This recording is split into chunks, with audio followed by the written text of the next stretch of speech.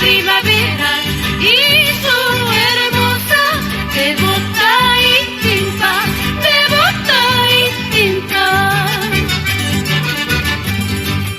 ¿Cómo no escuchar el tierno rumor del mariño y el alegre cantar de su pachachaca, de su pachachaca? ¡Hola, qué bonito!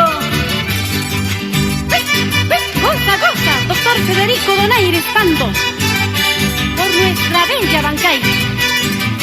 Así Irma Valenzuela Vera y tu linda Cuculí. ¿Cómo no recordar al pizarrón y Zapata, su inolvidable ampay, santuario nacional, santuario nacional?